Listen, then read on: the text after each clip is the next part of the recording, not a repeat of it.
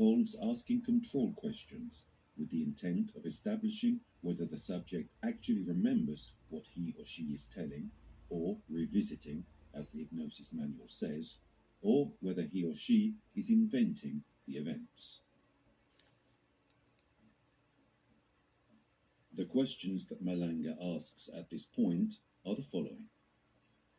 Look at your hands, and the subject in hypnosis replies, but I don't have hands. Look at your body, and the subject replies, but I don't see a body. Then the question, what is your name, receives an ambiguous answer. The subject replies, but we have no name. We, an answer in the plural, that leaves Malanga and his collaborators amazed.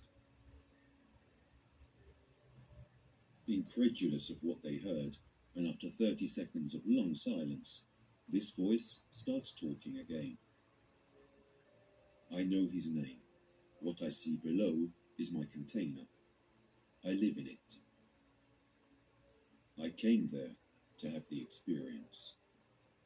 At this point, Malanga asks for confirmation of its identity. So define yourself. Who are you? The reply is, I am life, light. Then Malanga asks, those beings who come to get you want from you? And the voice replies, they don't want my container.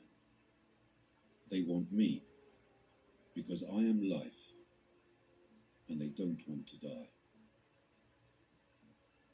After 300 cases analyzed, where questions and answers were always the same, this entity was perceived as something that answered and had its own consciousness, and it lives inside our body.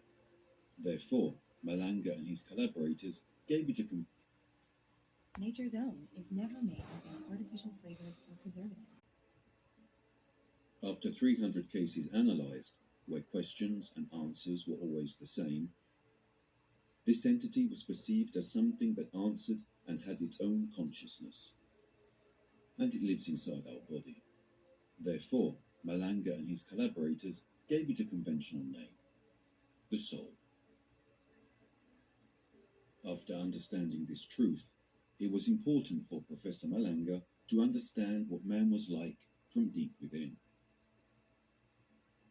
In the human container, as Malanga describes to us, there are two other pieces, a mental part and a spiritual part. The mental part is made up of space and time. The spiritual part